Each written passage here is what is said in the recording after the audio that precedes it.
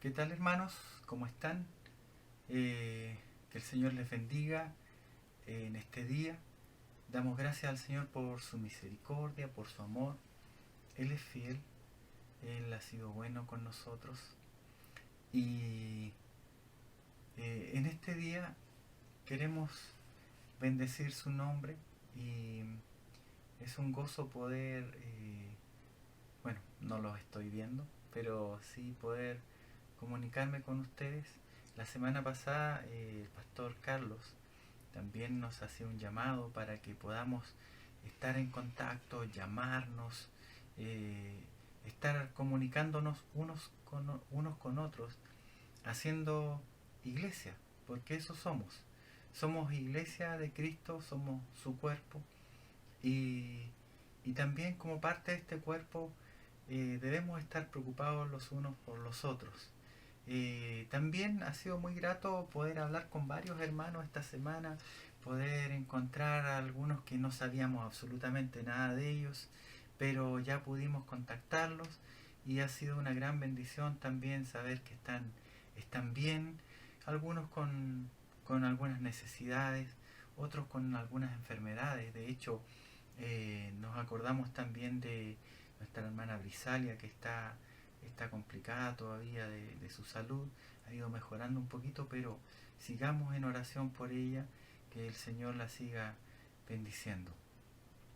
Eh, y en esta mañana quiero que tengamos un tiempo de oración al Señor, que le demos gracias.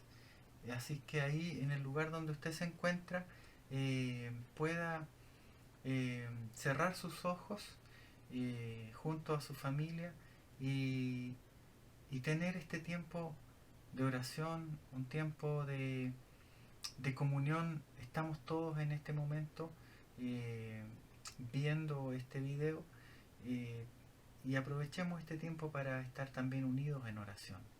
Amén. Señor, queremos darte gracias porque tú eres fiel, queremos darte gracias por tu misericordia, queremos darte gracias por tu amor y porque tú eres todo en nosotros y para nosotros. Gracias, Señor, porque no nos ha faltado nada. Gracias, Señor, porque tú has estado, Señor, proveyendo todo lo necesario.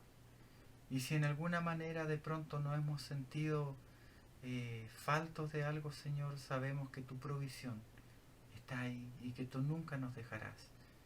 Señor, en esta mañana oramos por aquellos hermanos que puedan estar pasando necesidades, por aquellos que puedan estar sufriendo alguna enfermedad, Señor. En particular yo quiero pedirte, Señor, por Francisca Pizarro, una hermana que me enteré que estaba contagiada con COVID, Señor. Y queremos pedirte para que tú, Señor, puedas poner tu mano sanadora ahí sobre su esposo, mi hermano Rogelio. Señor, bendícele y guárdales, líbrales, Señor, de todo peligro. Señor, pon tu mano sanadora sobre ellos.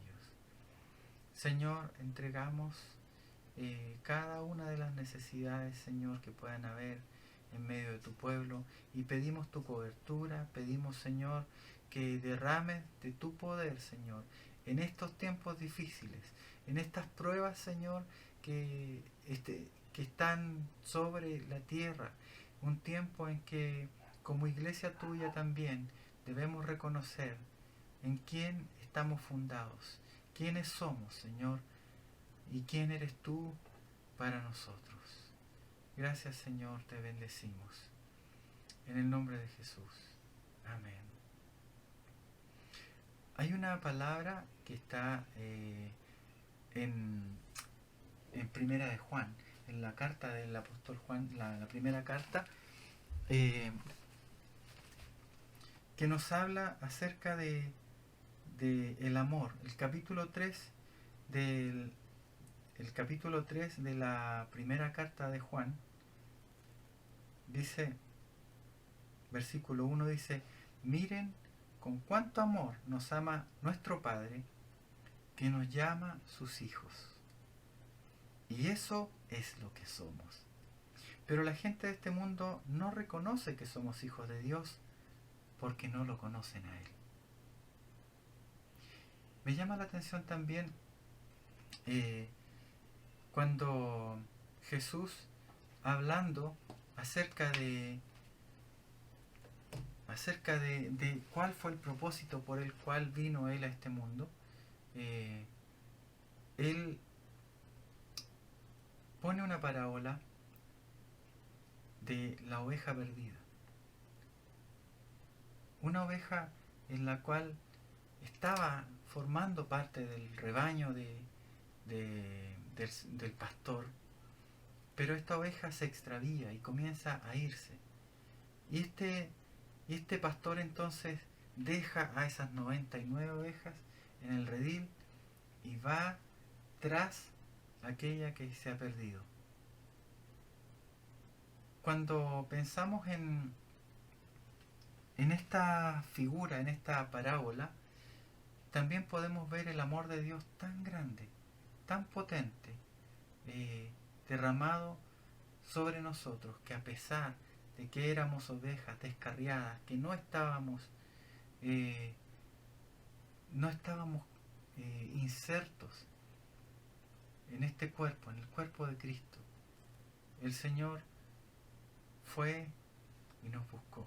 La palabra dice también que el Señor no estimó el ser igual a Dios como algo a que aferrarse, sino que se despojó de su deidad, se despojó de su divinidad para meterse en medio de una humanidad caída, vino a rescatarnos.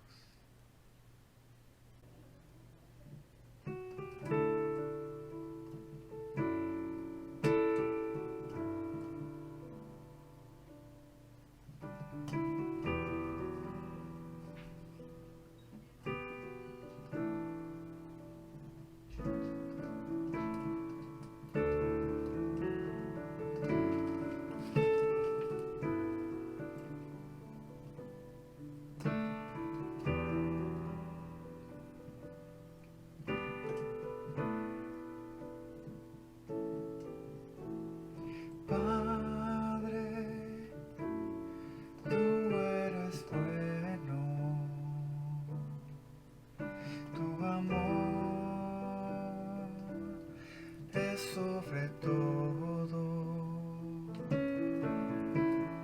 Padre, tú eres bueno, tu amor es sobre todo digno de alabanza.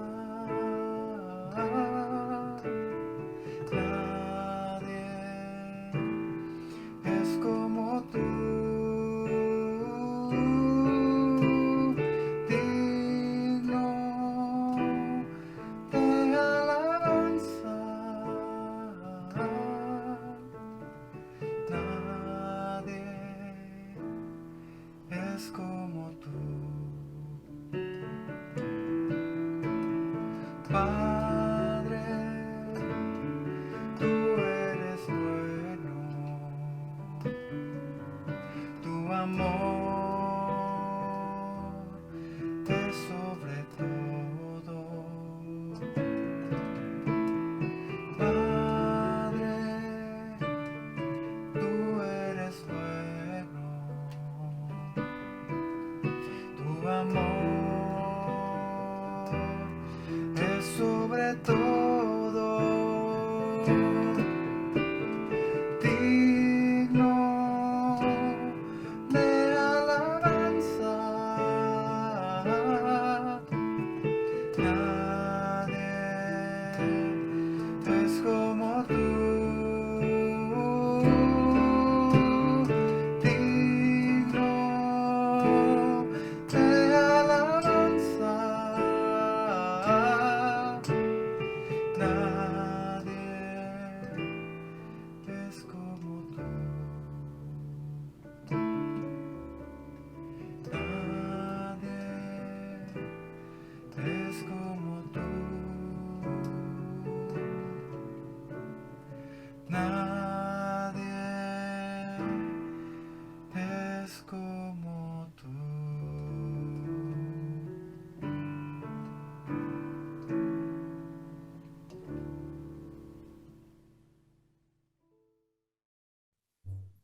Hola hermanos, buenos días. Un abrazo para cada uno de ustedes.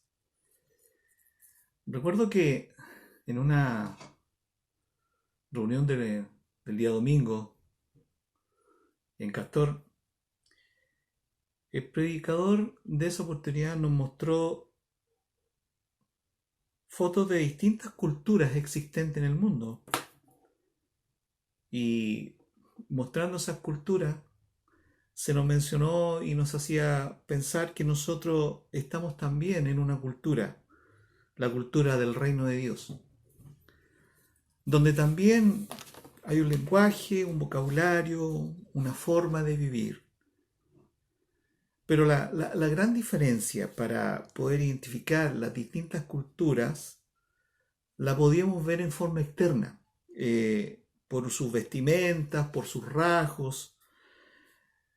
Eh, entonces, cada uno que conocía podía identificar de qué país era la persona que nos estábamos, se estaba proyectando y según su vestimenta podíamos identificar de dónde era. Y podíamos recordar tal vez las tradiciones y todo la forma de hablar y todo lo que se hacía en el país por tradición, por cultura. Y nos hacían reflexionar acerca de que la cultura nuestra del reino de Dios es una cultura que también tiene un vocabulario, una forma de vivir. Era algo interno, de comportamiento, de actuar y de hablar.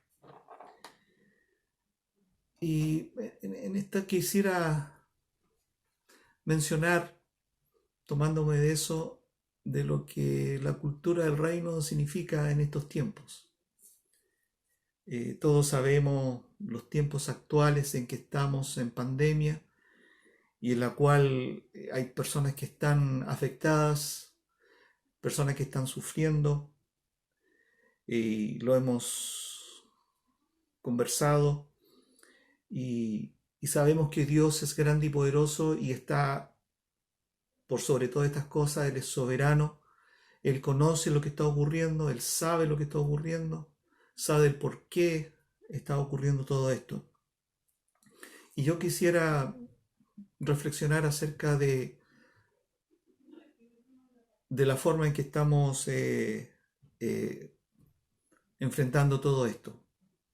Y para eso quisiera tomar algunos ejemplos del Antiguo Testamento, de personas, de hombres que pasaron por algunas situaciones y que tuvieron una actitud, y esa es la actitud que quiero destacar, para luego poder analizarla y estar en los tiempos actuales. Meditemos sobre alguna enseñanza del Antiguo Testamento y Dios presente en todo eso. Por ejemplo, recordemos lo que Dios ha hecho, reflexionemos y veamos con esperanza, que nos fortalezca y nos anime en nuestra vida estos relatos. Vamos a comenzar con David. El Salmo 22 David recuerda cómo Dios rescató a sus antepasados y él lo menciona. Las muchas formas que él liberó a la nación de Israel de las diferentes situaciones en que se encontraba. No vamos a analizar las situaciones, solamente vamos a ver la actitud. Entonces, Dios liberó al pueblo de Israel a situaciones en que se encontraban y David las menciona y las recuerda. Este salmo es un grito de angustia, dice el párrafo en la Biblia, dice, es un grito de angustia, pero a la vez es un canto de alabanza. David pide socorro y también reconoce a Dios y lo menciona. Por ejemplo, en David, Salmo 22, del 2 al 5, David dice, Dios mío, ¿por qué me has abandonado? ¿Por qué no vienes a salvarme? ¿Por qué no atiendes a mis lamentos? Dios mío, día y noche te llamo y no respondes. No hay descanso para mí, pero tú eres santo, tú reinas, alabado por Israel.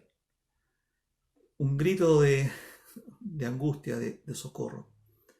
Pero en el verso que continúa, él reconoce y dice, nuestros padres confiaron en ti, confiaron y tú los libertaste. Te pidieron ayuda y les diste libertad. Confiaron en ti y no los defraudaste. Esperaron. Los padres, dice, esperaron y los libraste. Clamaron y fueron liberados. Confiaron en ti y dice la otra versión, no quedaron avergonzados. También la expresión de David ante la bondad de Dios hacia él. Salmo 22, 9 al 11 dice, pero tú eres el que me sacó del vientre, el que me hizo estar confiado desde que estabas en el regazo de mi madre. A ti fui encomendado desde antes de nacer. Desde el vientre de mi madre, tú eres mi Dios. No te alejes de mí porque la angustia está cerca y no hay quien me ayude. La escritura, la palabra dice y nos enseña, me hiciste nacer del vientre de mi madre. En su pecho me hiciste descansar. Declara, desde antes que yo naciera, fui puesto bajo tu cuidado. ¿Cierto? Dice, desde el vientre de la mamá, tú eres mi Dios. Un salmo de David donde reconoce la soberanía y quién es Dios. Entonces, más adelante en el mismo salmo, él continúa relatando lo que le está pasando y dice, mis enemigos me han rodeado como toros, como bravos toros de Basán, rugen como leones feroces, abren la boca y se lanzan contra mí. Mis enemigos no me quitan la vista de encima. Se han repartido mi ropa entre sí y sobre ellas echan suertes. Pero luego hace la reflexión de quién es Dios y de qué es su Dios. Dice, pero tú, Señor, que eres mi fuerza, no te alejes. Ven pronto en mi ayuda, líbrame de morir al filo de espada, no dejes que me maten esos perros, sálvame de la boca de esos leones, defiéndame todo de los cuernos de esos toros. David expresa quién es su Dios. En la angustia, él pide, y él dice en el versículo que acabamos de leer anteriormente, los antepasados esperaron, clamaron, confiaron, y tú, Dios, les respondiste y no los defraudaste. Una actitud de David de reconocimiento que hay un Dios y que nosotros tenemos un Dios que no nos descuida, no nos abandona, nos protege y está dispuesto siempre a estar presente. En ese tiempo había que ir a adorarle. Hoy está en nosotros por medio de la presencia del Espíritu Santo en nuestras vidas. Ejemplo de David, reconociendo a Dios que lo sacó del vientre y desde ese momento era su Dios. Reconociendo eso, también podemos reflexionar, veamos otro ejemplo. También podemos reflexionar en lo que sucede que con tres varones que todos conocemos la historia, que nos enseñan y las hemos escuchado a los niños, ¿cierto? La expresión y la confianza. Eso es lo que quiero destacar, la expresión de confianza, la expresión de seguridad de estos tres varones que no se inclinaron ante la solicitud del rey, que no se inclinaron ante la estatua que había erigido el rey, demostrando su confianza en Dios, sabiendo que estaban en peligro. Aún así, ante la situación de muerte, ellos confiaron en Dios. Y eso es lo que quiero destacar. Todos conocemos esta historia, no la sabemos. No vamos a profundizar mucho en el por qué llegaron ahí todo el asunto, pero solamente quiero destacar la actitud de ellos. Daniel 3, 15 al 19. Ahora pues, estáis dispuestos para que al oír el son de bocina, la flauta, la cítara, el arpa, el salterio la zampoña y todo instrumento de música, os postréis y adoréis la estatua que he hecho. Porque si no lo adoráis, en la misma hora seréis echados en medio de un horno de fuego ardiente. ¿Y qué Dios será el que os libre de mis manos? Avesado este rey. O sea, les menciona a ellos, mire, todos esos instrumentos de música, ¿cierto? Con todo esto, porque al momento de oír todo esto, estos instrumentos se postrarán y adorarán, ¿cierto? A la estatua que yo he hecho. ¿Quién los va a librar de esto? ¿Quién los va a librar de mis manos? Le dice el rey. Bueno, Sadrac, Mesac y Abednego, personas que conocemos del Antiguo Testamento, respondieron al rey Nabucodonosor, diciendo, no es necesario que te respondamos sobre este asunto. Nuestro Dios, a quien servimos, puede librarnos del horno de fuego ardiente. Y de tus manos, rey, nos librará. Y si no, has de saber, oh rey, que no serviremos a tus dioses, ni tampoco adoraremos la estatua que has levantado. Entonces Nabucodonosor se llenó de ira, cambió el aspecto de su rostro contra Sadrac, Mesac y Abednego y ordenó que el horno se calentara 7 veces más de lo acostumbrado. La actitud de estos varones de Dios es la que quiero destacar. Aún siendo amenazados de muerte, aún siendo obligados por el rey para que se inclinaran ante ellos, ellos se mantuvieron firmes porque conocían y eran obedientes al Dios que ellos servían. Dice, nuestro Dios a quien servimos nos librará del horno del fuego ardiente y de tus manos. Pero aquí hay algo que me llama la atención. Nos librará. Y bueno, y dice, y si no, de igual forma no vamos a adorar. De igual forma no nos vamos a inclinar. Es decir, en la situación difícil en que estaban, aún sabiendo que Dios les iba a librar, y aún pensando en que si Dios no les libraba, no les ayudaba, aún así ellos se mantenían firmes. Interesante lo que nos enseñan estos 3 varones. Bueno, y todos conocemos lo que pasó más adelante. Solamente quería recalcar, nuestro Dios, a quien servimos, puede librarnos del horno de fuego. Hoy, nuestro Dios, a quien servimos, puede librarnos de toda situación, de toda dificultad, de toda adversidad. Nos puede librar. Y si está en su voluntad de no librarnos y pasar por ese valle de sombras y de muertes, Él aún estará con nosotros, porque esa es la voluntad de Él para mi vida. Entonces, ante eso, quiero destacar a estos 3 varones que se mantuvieron firmes, aún siendo amenazados de muerte.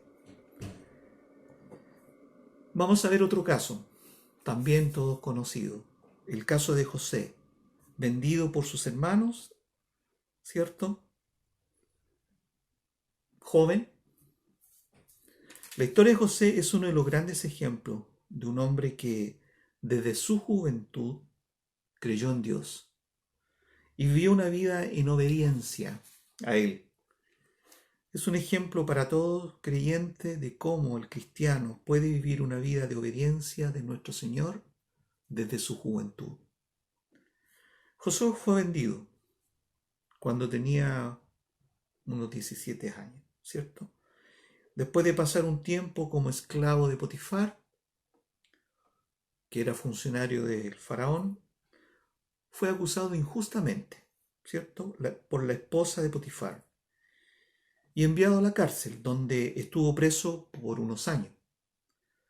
Como podemos ver, esta es la historia de un hombre joven que la adversidad lo perseguía continuamente. Fue vendido, llegó, fue esclavo, lo acusaron injustamente, fue a la cárcel. Perdió su juventud, separado de su familia, de sus hermanos. Pero a pesar de todo eso, José se mantuvo firme, creyendo, sirviendo y confiando en Dios. Confiando al Dios que él servía, confiando en aquel que él conocía. En la adversidad, fiel a Dios. En las pruebas, fiel a Dios. Perseguido por la adversidad, fiel a Dios. Fiel a Dios en medio de la prueba. Todos sabemos lo que pasa también con él. Que él va a la cárcel, interpreta sueños, Dios le revela los sueños y José llega a un lugar de autoridad en ese país. Comenzó en la adversidad. Uno podría decir, comenzó mal. Sí, comenzó mal. Lo vendieron sus hermanos. Pasó por algunas injusticias, fue a la cárcel. Todo bajo la obediencia a Dios, a pesar de las circunstancias. Y llegó a un estado de autoridad en ese país. Eso nos enseña que Dios en su soberano poder y en su soberano conocimiento, Él está orando en cada situación, que cada cosa que va ocurriendo es porque hay un propósito para aquel que le ama. Y José es un claro ejemplo de que a pesar de todo eso, Dios lo puso en un lugar que tal vez él no pensaba. Otro ejemplo, veamos otro ejemplo, el ejemplo de Abraham. La palabra en Hebreos 1:8 nos dice, por la fe Abraham, siendo llamado, obedeció para salir al lugar que había de recibir como herencia y salió sin saber a dónde iba. Vamos a explayarnos un poquito más. Dice, por fe Abraham, cuando Dios lo llamó, obedeció y salió para ir al lugar que él había a dar como herencia. Salió de su tierra sin saber a dónde iba. Y por la fe que tenía vivió como extranjero en la tierra que Dios le había prometido. Vivió en tiendas de campaña, lo mismo que Isaac y Jacob, que también recibieron esa promesa. Solamente destacar también la actitud de este hombre. Por la fe, por creer, por saber con quién estaba tratando, con saber quién era su Dios que conocía.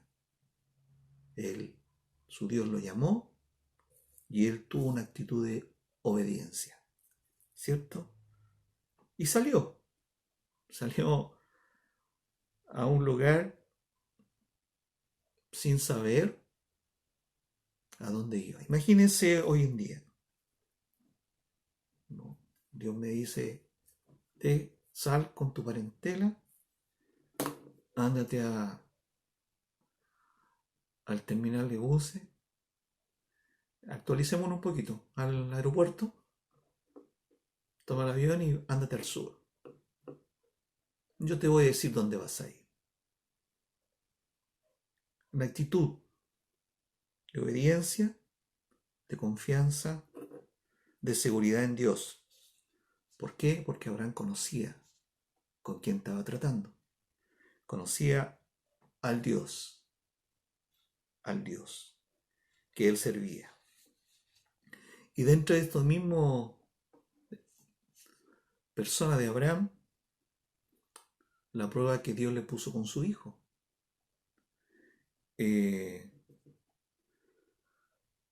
Dios le dice, toma tu hijo que amas, y su hijo Isaac, que Abraham no pensó que iba a tener, porque él dudó, ¿cierto? Leamos aparte. También Dios le dijo a Abraham, tu esposa Sarai ya no va a llamarse así, de ahora en adelante se llamará Sara. La voy a bendecir y te daré un hijo por medio de ella. Sí, voy a bendecirla. Ella será la madre de muchas naciones y su descendencia serán reyes de pueblos. Abraham se inclinó hasta tocar el suelo con la frente y se rió, mientras pensaba, ¿acaso un hombre de 100 años puede ser padre? ¿Acaso Sara va a tener un hijo a los 90 años? Abraham se inclinó y se rió. Conocía quién le estaba hablando. Conocía a su Dios. Y cuando pasó esto, Abraham se ríe, no creyendo. Un hombre de 100 y una mujer de 90. Bueno, muchas veces Dios hace y permite cosas que nosotros no entendemos. Tal vez Abraham no entendió, por eso se rió y dijo, no, ¿cómo es posible? Humanamente, con su mente pensó que no podía ser posible, pero sabemos que Dios puede hacer lo imposible. Bueno, la orden que le dio Dios a Abraham. Aconteció después de esas cosas que Dios probó a Abraham. Y le dijo, Abraham, este respondió, aquí estoy.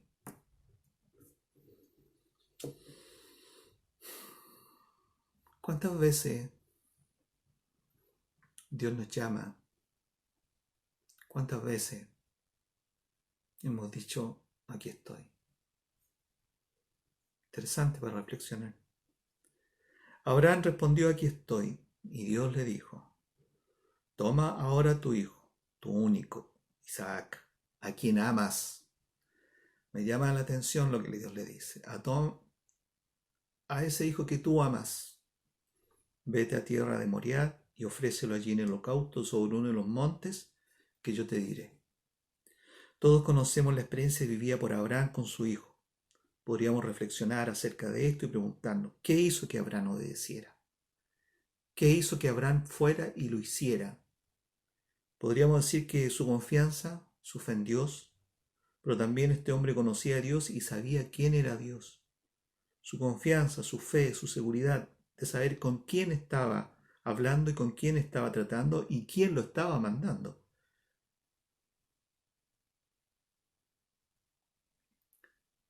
Esta es la reflexión que quiero hacer en esta mañana.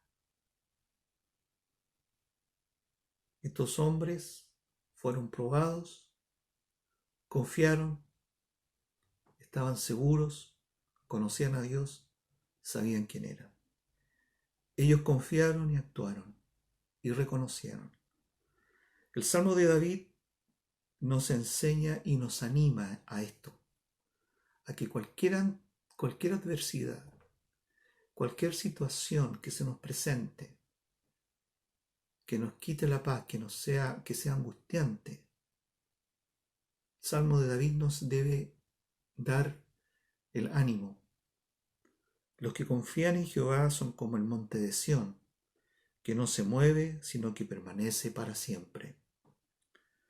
El Salmo 125 dice, como Jerusalén tiene montes alrededor de ella, así Jehová está alrededor de su pueblo desde ahora y para siempre. Aquí está hablando del pueblo, Antiguo Testamento, el Salmo, cuando el pueblo tenía que ir a adorar. Pero hoy día podemos decir que gracias al sacrificio de Cristo, tenemos la presencia del Espíritu Santo en nosotros. Entonces ahora Dios ya, por medio del Espíritu Santo y por medio del sacrificio de Cristo, nosotros podríamos decir, ya no está alrededor nuestro, está en nosotros por medio de la presencia de su Espíritu Santo. ¿Cuánto más entonces debemos entender que si Él está en nosotros debemos confiar, como dice el Salmo, debemos confiar porque Él está en nosotros? Entonces, ante esto, quiero compartir ahora la Escritura, trayendo al Nuevo Testamento, por todos conocido, y Francisco el domingo anterior lo mencionó en su pequeña reflexión. Y yo creo que la palabra nos enseña claramente, no hay que profundizar mucho en lo que nos quiere decir. Por lo tanto, yo les digo, no se preocupen por lo que han de comer o beber para vivir, ni por la ropa que necesitan para el cuerpo. ¿No vale la vida más que la comida y el cuerpo más que la ropa? Miren las aves del cielo, que vuelan por el aire, no siembran ni cosechan, ni guardan la cosecha en granero. Sin embargo, el Padre de ustedes, que está en el cielo, les da de comer. Y ustedes valen más que las aves. En todo caso, por mucho que uno se preocupe, ¿cómo podrá prolongar su vida ni siquiera una hora? ¿Y por qué se preocupan ustedes por la ropa? Fíjense cómo crecen los lirios del campo, no trabajan ni hilan.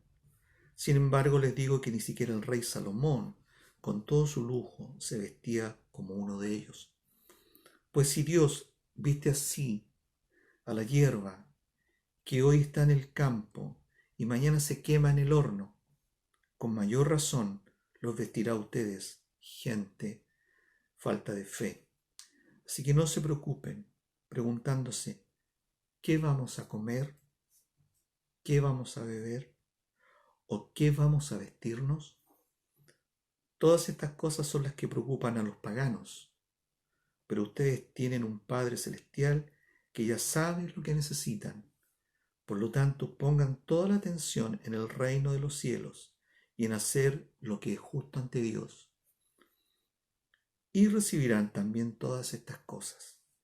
No se preocupen por el día de mañana, porque mañana habrá tiempo para preocuparse. Cada día tiene bastante con sus propios problemas. En otra versión dice, no se angustien. No se angustien. Esta parte de Mateo 6, el 25 en adelante, nos están enseñando y nos está dando esa confianza que debemos tener. La preocupación, la angustia, dice en otra versión, no se angustiéis.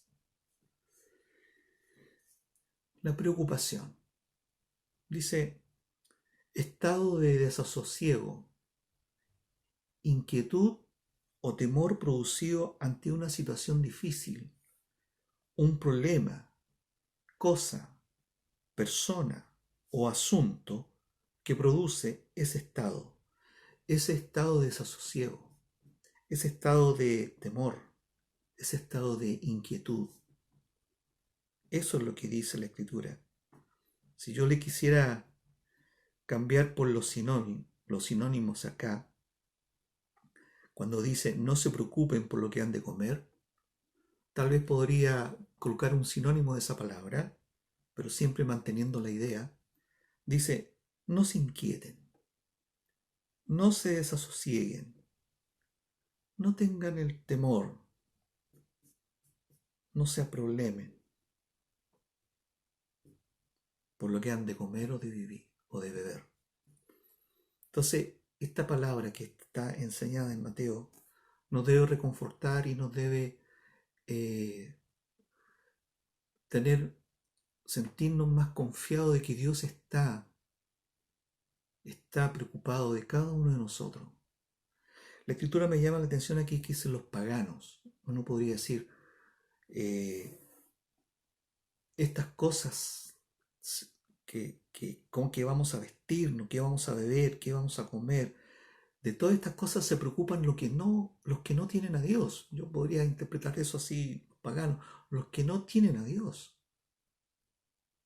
Ya por último está bien, ellos están preocupados porque no tienen un Dios, pero nosotros, los hijos de Dios, que tenemos un Dios grande y poderoso y sabemos que Él está al cuidado y nos provee, mayormente yo creo que no deberíamos preocuparnos, porque es una promesa, porque así como los lirios se visten, así como las aves, Dios las alimenta, Dios conoce a cada uno de nosotros y está al cuidado de cada uno de nosotros. Entonces, lo que dice aquí la preocupación es un estado de desasosiego, de inquietud, de temor, producido por un agente externo, producido por una situación difícil, por una adversidad. Los tres varones sí que tenían una situación difícil. Estaban amenazados de muerte si no se inclinaban y no adoraban. Estaban en una situación donde se iban a ir a un horno de fuego y aumentado 7 veces más. Una situación difícil de Abraham de sacrificar a su hijo.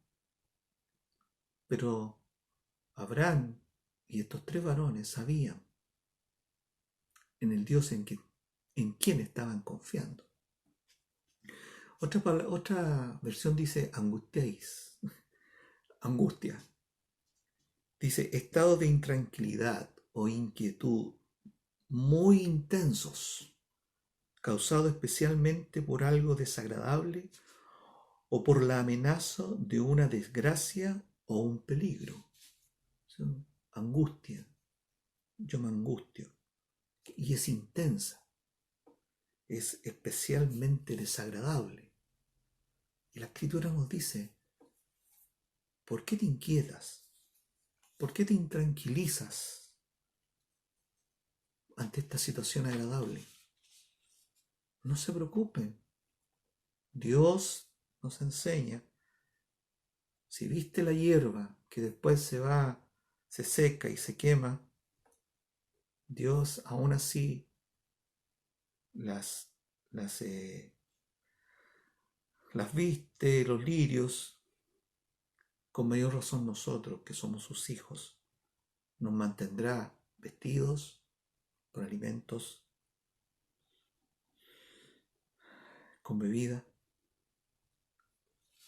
No nos angustiemos, no nos preocupemos.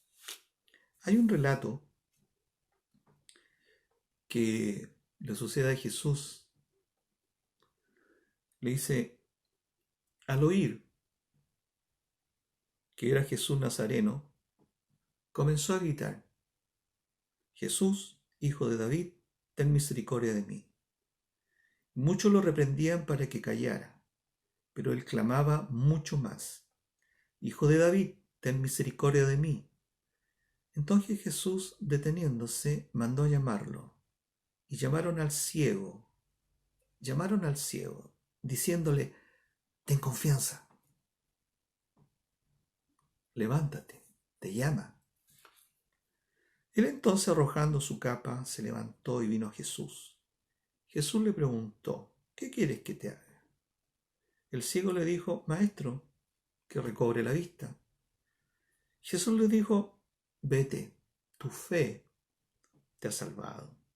Al instante recobró la vista y seguía a Jesús por el camino. Tu fe, tu creencia, te ha salvado. Pero quiero destacar eso. Cuando lo llaman al ciego, cuando lo llamaron, decían, ven, ven. Jesús lo mandó a llamar. Oye, te llama Jesús, ven, ten confianza. Ten confianza. En estos tiempos, tengamos confianza en el Dios que creemos, en el Dios que está presente y está presente en nuestro interior por medio del Espíritu Santo. Juan 14:1 nos enseña, Jesús, nos enseña, no se turbe vuestro corazón, no se turbe vuestro corazón. ¿Creéis en Dios? Creéis también en mí.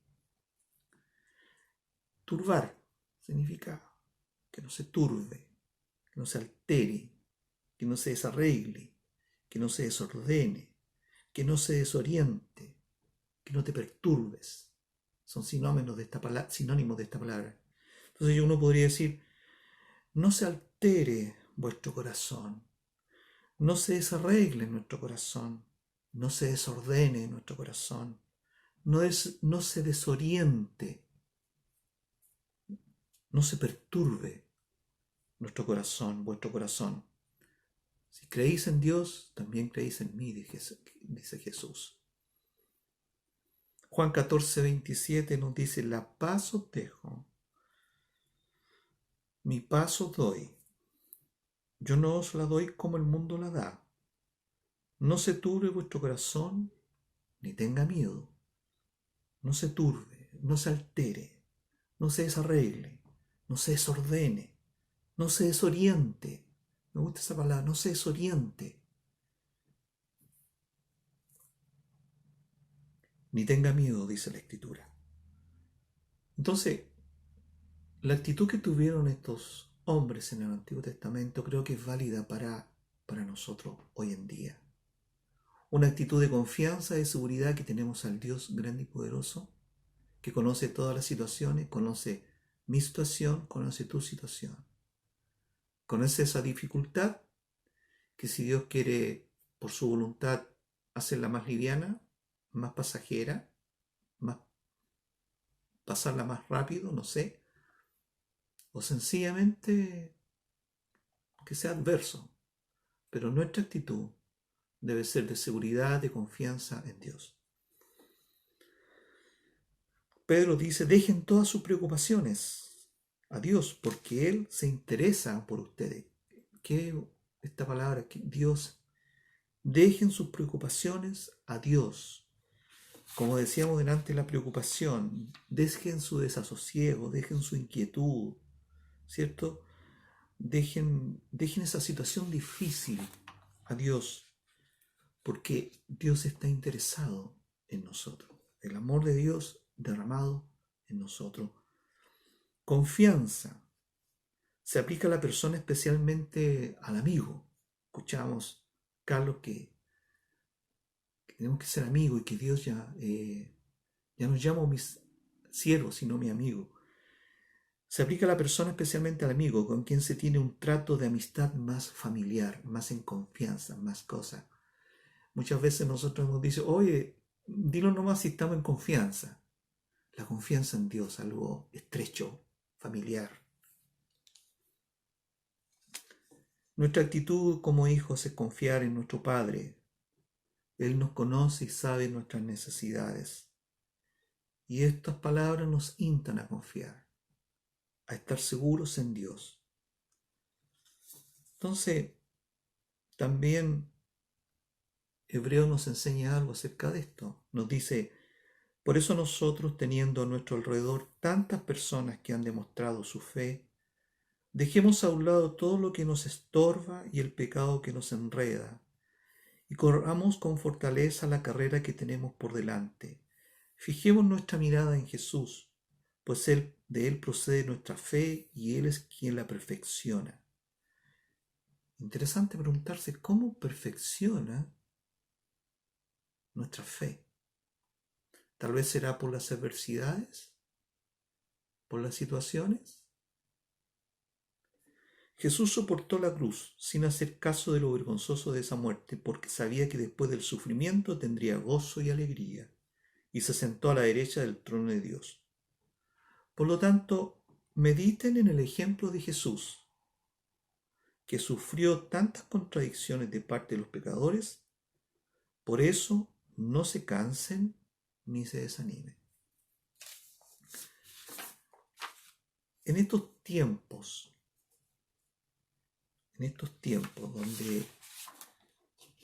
donde hemos escuchado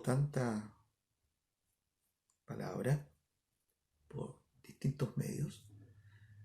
Yo solamente en esta pequeña reflexión quiero hacerlos meditar en que a pesar de las circunstancias, a pesar de la adversidad, hemos visto alrededor de gente, personas que han fallecido por todo esto, personas que están sufriendo, están sin esperanza. Pero nosotros, confiando en Dios, sabemos que Él nos protege, Él nos cuida, tomando las precauciones también. Él nos protege y nos cuida. Por eso yo quiero en esta pequeña reflexión animarnos unos a otros a que confiemos y estemos en paz y estemos tranquilos. La Escritura nos dice que Él nos da la paz y no como el mundo la da. Aprendamos del ejemplo de estas personas que vimos en el Antiguo Testamento. Y tengamos la tranquilidad, como dice la Escritura, que oiremos rumores de guerras. Oiremos de guerra, rumores de guerra. Mirad que no os turbéis, no nos desorientemos. Como decíamos delante, el sinónimo de turbar, de perturbar, ¿cierto? Oiréis de guerra y rumores de guerra. Mirad que no os turbéis, porque es necesario que todo esto acontezca, pero aún no hace el fin. Todo lo que está pasando a nuestro alrededor, todo lo que se ha dicho, toda la adversidad que vemos, todo el conflicto que tenemos hoy día, sanitario, y también conflictos a nivel de otro tipo de cosas, económico y todo eso, nosotros como hijos de Dios debemos confiar, estar seguros, porque Dios está con nosotros por medio de su Espíritu Santo. Eso es lo que quería compartir en este tiempo. Animarnos unos a otros, que no nos turbemos, no nos desorientemos, no nos intranquilicemos, no perdamos la paz, no perdamos el horizonte, no nos inquietemos, sino que la paz del Señor sobreabunde sobre cada uno de nosotros, sabiendo, conociendo que el Dios que tenemos cuida de nosotros. Así que esa es lo que yo quería compartir en este tiempo. Un abrazo y un cariñoso saludo para todos. ¿Qué tal si los invito a orar? Los invito a orar. Padre, en este momento queremos meditar acerca de que ante la adversidad, ante todo lo que se está viviendo, tú estás presente, tú estás en nosotros por medio de tu Espíritu Santo. Y ayúdanos, Señor, a poder estar en paz, tranquilos, a no desorientarnos, a no inquietarnos, sabiendo que la paz que viene de ti no es como el mundo la da. Padre, bendice a mis hermanos, que la paz del Señor sobreabunde en nuestros corazones. En el nombre de Jesús el Señor. Amén.